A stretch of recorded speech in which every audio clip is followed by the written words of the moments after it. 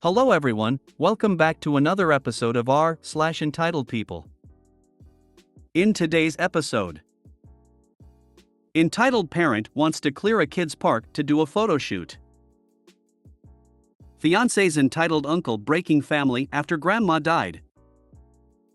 Update: Fiancé's entitled uncle breaking family after grandma died. Before we get started, make sure to subscribe so you will never miss a video. So let's get started. Entitled parent wants to clear a kid's park to do a photo shoot. This has happened this morning. I took my son to a farm park, and after you've been through all the animals, there's a play area with a climbing frame, slide, swings, etc. It's pretty busy today, about 30 or so kids playing on the frame and slide. Enter entitled parent, with a baby less than 6 months old.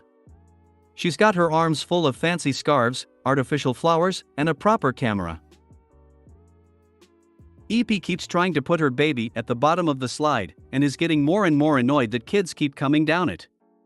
So she approaches us parents, stood off to the side doing small talk. Doesn't even ask. Just states, "I need all your kids to stop playing for a bit so I can get these photos on the slide." Obviously gets told no, it's a play area, not a photo shoot. So EP storms away from us, and instead starts shouting at kids who come to the top of the slide, actually calls my son rude and inconsiderate for asking if he can come down the slide please. She takes one of her scarves and starts trying to tie it across the slide to stop kids coming down. She's getting angrier and angrier, and eventually shouts, "Get your kids out the way, this is my photo shoot." One of the other parents went to find the park manager. Me and one of the dads try to calmly talk to EP, explain our kids are playing and it's not fair to try and stop them for her. There's plenty of other beautiful spots in the farm park where she can go for photos. Eventually, the manager shows up, tells this woman that she's creating a health and safety hazard and asks her to leave the farm completely. We could hear her shouting and swearing all the way to the car park. She's suing for discrimination, apparently. What a fun morning! Probably one of those mummy influencers that are often seen in the wild lately. Good thing there was a manager there to sort this out. It's almost as if the baby is a prop and not a baby. Always carry scissors to cut said scarves in case of trip hazard. And carry a water spray to spray them and affirm no bad EP no. Train your EPs or this is the outcome. Poor baby. That's a tough life ahead. Fiancé's entitled uncle breaking family after grandma died. Buckle up, it's a long ride. Trying to figure out what to remove without losing the relevant info, so bear with me. Enter the players. Myself, Katie 41F, my fiancé, Jace 43M, together 11 years, Jace's dad, Mike 60s. Jace's sister, Sierra 35, Grandma Elaine 80s. Grandpa Jesse, Uncle Larry 60s, Aunt Cheryl 60s. When his grandpa Jesse died 17 years ago, Jace started taking care of his grandma, as she's had a lot of health issues. He was doing this when we got together, but it was really interfering with his job. Also of importance here, Grandma and Grandpa only have 2 kids, Larry and Mike. Larry is the older sib. Larry and Cheryl have 2 daughters. Both Larry and Cheryl were our aunts, so both were qualified to help take care of Grandma, but never did. Only came around for birthdays and holidays, and left as soon as they got their cash/gifts. Relevant backstory: I took care of my maternal step-grandma as a home health aide for 6 years before she passed from cancer. I was doing this when Jace and I got together. When my step-grandma passed, Jace asked me to step in and help out with Grandma, mainly doing housework. I was happy to do so as she was a very nice lady and had been helping us financially for a bit when Jace got laid off. During this time, his dad Mike was still working and had his own house, but came around to help when he could. Larry was living in the basement apartment at Grandma's at the time, but I rarely saw him and he never did anything to help out. What started as just housework eventually morphed into a full care situation as Grandma had a few falls and other health issues that necessitated this. I didn't mind. We agreed on an hourly rate and things moved forward. Over the next few years, Larry moved back home and Mike moved in because he lost his house to foreclosure. This actually helped me out as I had another person to rely on for overnight care for Grandma. 2 years ago, Sierra stepped in to help me out, and took over fully 1 year ago when I had to quit due to a badly broken ankle. On to Grandma passing. Originally, Elaine and Jesse had named both Larry and Mike as joint executors of their estate and co-beneficiaries for the house that they had built. Due to Larry's lack of involvement with her care over the years and the fact that he kept taking money from her account without asking, even though he'd pay it back, she decided to remove him from the house and rewrite her will to name only Mike as executor. She wanted the house to stay in the family, Larry just wanted to sell it for the money. Mike only wanted the house. Mike didn't care about the other monetary assets. She was in the process of taking Larry off her accounts when she passed. Larry found out then that he wasn't executor anymore. Mind you, she didn't completely disinherit him. He's still entitled to 50% of the estate. The money in her account was supposed to be split between the grandkids, Larry's included. Mike called Larry to tell him that Grandma had passed and he was waiting for the nurse to confirm.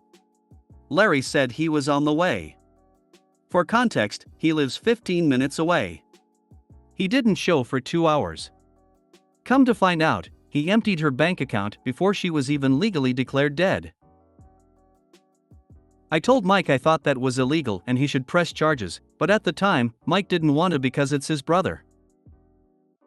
Mike still had Grandma's medical bills to pay, plus the inheritance for the grandkids, that was supposed to be paid out of that account. Funeral goes okay, but Larry refused to speak about his own mom. Mike was the only one who did.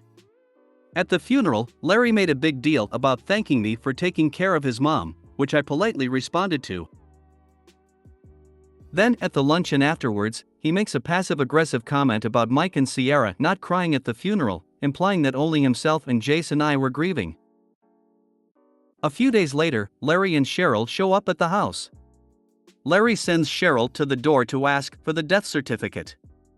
Mike goes out to talk to Larry and explains that he needs it for settling the estate, and if Larry wants one, he can go to the court and get one. Larry and Cheryl peel out of the drive screaming about taking Mike for all he has. Grandma drew up a ladybird deed, aka a quitclaim deed for the house when she rewrote the will. So, immediately Mike goes and files it to put the house in his name. Then a week later, Larry's lawyer sends a letter fishing for info on what was paid out to myself and Sierra for her care, implying that half of that money was his, but that's ridiculous because he's not entitled to anything she spent while still alive. So, at this time, Mike has submitted everything to probate court because Larry has made comments about contesting the last will, trying to say she wasn't of sound mind at that time, just because she was bedbound. This couldn't be farther from the truth though. She was sharp as a tack until the last week. Mike has since decided that he will be taking every penny he's entitled to, his 50%, instead of giving it all to Larry like he'd originally planned. Mike got the house, which was all he wanted. All of this has cast a pall over everything and is making it almost impossible to actually grieve Grandma. I loved that woman like she was my own. I'm more worried about Mike, Jace, and Sierra though. Mike has lost a brother, and Jace and Sierra have lost an uncle because of this. This whole thing is hard enough for me, but it's worse for all of them. Grandma was the glue that held them all together. Ha! So today I realized I can keep up with initials only if the story is short. Sadly, this happened to my family too. My mom and 2 uncles lost my grandfather. My one uncle was the executor of the estate. He refused to pay any of the bills and taxes for the 2 years before Grandpa died. When he died, everything he had went to the bills and taxes.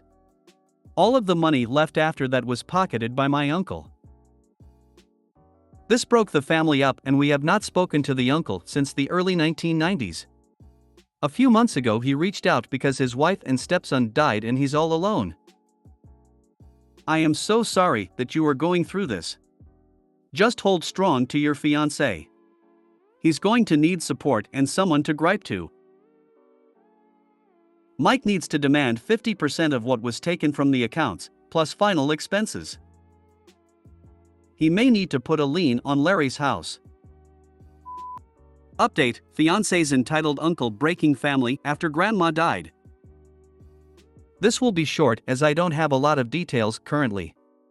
I only have what Jace told me after he talked to his dad Mike. So, apparently, probate court moved faster than we expected, and I don't know whether or not Mike and Larry had to be there for the ruling. Basically, the judge ruled in favor of the last will, so everything is being split 50-50ths.